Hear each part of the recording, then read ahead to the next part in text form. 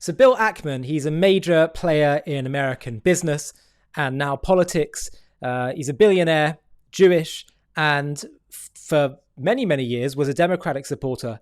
But in the aftermath of October 7th and Hamas' war against Israel, he became deeply disturbed by many on the progressive side ability to somehow justify or be ambiguous about what Hamas did, and particularly from the former college he attended, Harvard, where there was this eruption of defending or even celebrating what Hamas did, an inability by Harvard's leaders to say that calling for the genocide of Israel, which really is the Jewish people, is, whether that's hate speech or not depends on the context. And he went very strongly against basically progressive allies and Harvard and pulled up funding. And now I wanted to show you something that I found particularly poignant. He said, have a look here, that a friend, he said this on Twitter, a friend was asked to write a recommendation for his daughter who was applying to Yale, worth a read. The friend replied, "Dear whoever, I am unwilling to write a letter of recommendation in support of your daughter's application to Yale. I no longer do that. It is not that I don't believe that she is qualified. On the contrary, it is because I do. You wouldn't ask me to write a letter of recommendation for her admission to Hamas, but Yale is no different than Hamas, a cult that abides no disagreement, and a cult certain of its purpose and mission beyond reflection. Yale is potentially even more dangerous. Hamas will be defeated shortly. Yale will continue to send its graduates into positions of power for years. A recent study at Harvard found that roughly 50% of the students and professors wouldn't discuss uncomfortable topics. An essential life skill is the ability to change your mind. She won't learn that at any Ivy League school.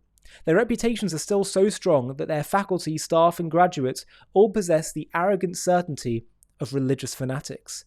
I'm sorry to disappoint you. I wish her the best in her search for a school. Signed, X. And this is obviously Bill's friend, so he can't give away names. And I was taken by one of the top comments where someone said, my niece just graduated from Yale. Every bad thing you've heard about it is actually worse. Someone else said, I stopped doing alumni admission interviews and giving to Yale years ago for these exact underlying reasons. None of my kids applied to Yale. What's happening is just absolutely fascinating. I actually saw a graph that showed that basically the more elite you get, especially with the Ivy Leagues at the top, the more anti-Israel, hostile to the West and America that you get as well. It's bizarre. How is this happening? I remember hearing the late Rabbi Lord Jonathan Sachs talking about this notion of on campuses they'd have safe spaces where only certain views would be welcome so people wouldn't feel threatened, even sometimes certain people. And he said, of course, the idea, if political correctness means being sensitive and kind in our words, fine. But if it means stifling discourse and debate and discussion, that's literally the purpose of academia. That's the purpose of human progress. We have discussions, we engage in and we don't have one point of view shoved down our throats. That sounds like religious fanaticism.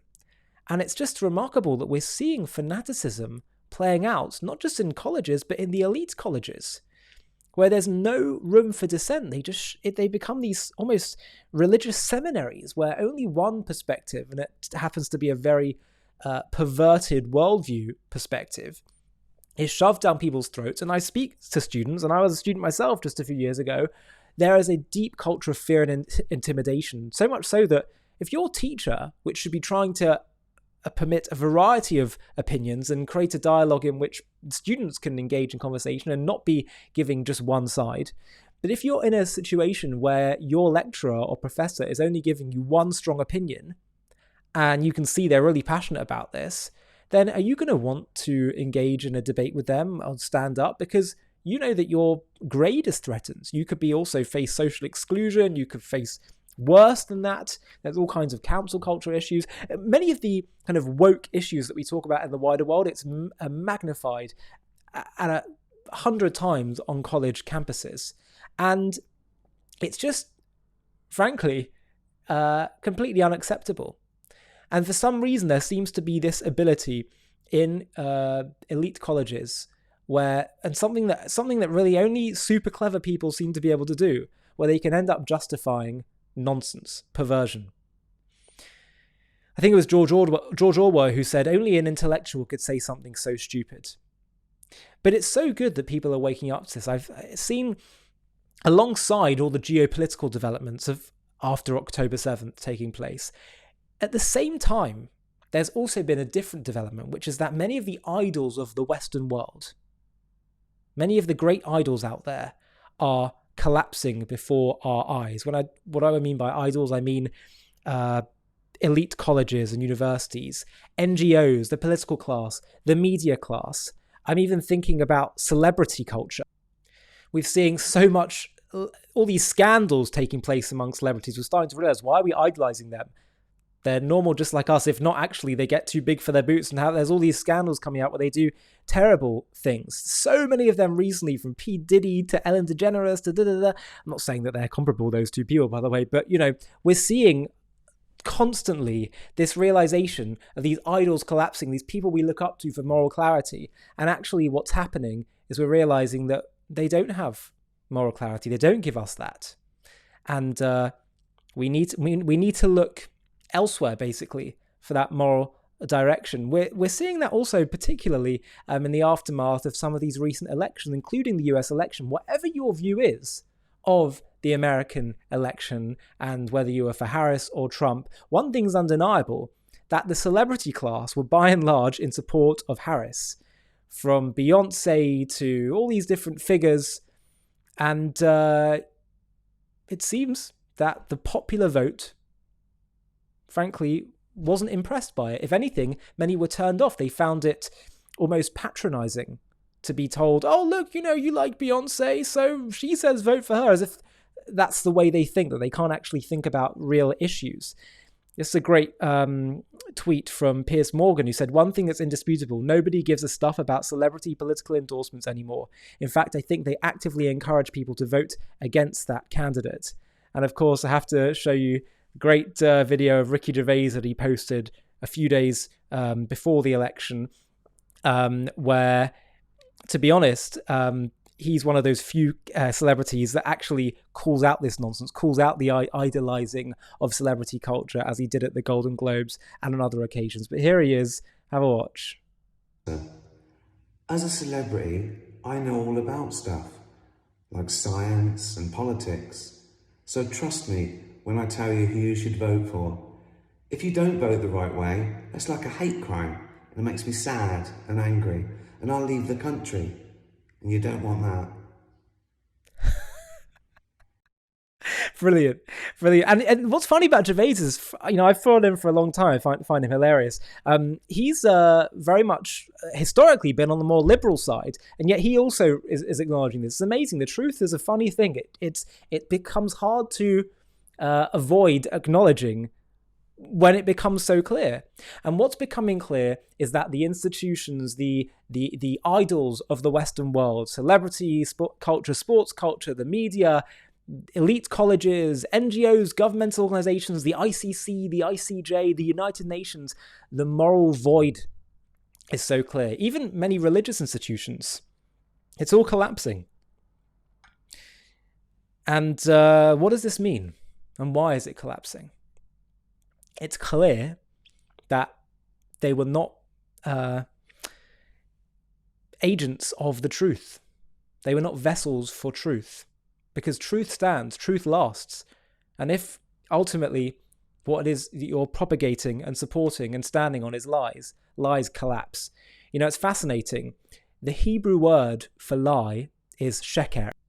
If you have a look here, you'll see the word sheker for falsehood or lies. Look at the base of them. None of them, unlike the word emet, emes, truth, they have firm bases, right? For emet, there's the middle one, the mem, has a line base, which means it has like a flat base to it. But on sheker, the falsehood, they all just have a small base. The letters have a small base to them, just touch the base by a pinpoint. And the message, the idea here is that it doesn't stand. Falsehood simply cannot stand. Sooner or later, it will collapse. And that's what we're seeing. People are waking up to this. It's amazing. The Lubavitcher Rebbe, who passed away in the 90s, 94, he was telling his students and people that asked him, you don't need to go to college, and that maybe unless for vocational purposes. College isn't all it's cracked up to be. And they thought, this is blasphemy. How can you say that everyone needs to go to college? And we're now seeing that even people like Bill Ackman are realizing, yeah, there's a real lack of wisdom there. So where do we find wisdom? Well, what has been the source of good values, values that have actually improved the world?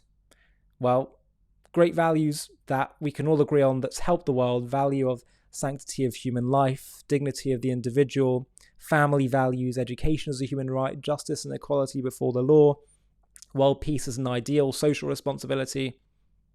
These were first articulated by the Torah, by the Hebrew Bible, and they transform the world for good. And religion and other religions have in many ways confused the message. And with the world spotlight on Israel, we now have an opportunity to actually bring the kind of moral clarity given to us in our Torah that was the very purpose of the Jewish people in the first place, and that the world has shown itself to be so desperately crying out for. It's amazing. At the same time we've had, while the world spotlight's been on Israel for geopolitical reasons, at the very same time we're seeing their sources of authority and moral authority and people they look up to collapsing before their eyes. And what it seems to me is happening is that the spotlight is being placed on us in order for the Jewish people to fully actualize their role now and give the kind of moral vision for the world that God first articulated to us at Mount Sinai and that the world so desperately needs. If you've made it so far in this video, I have a request for you.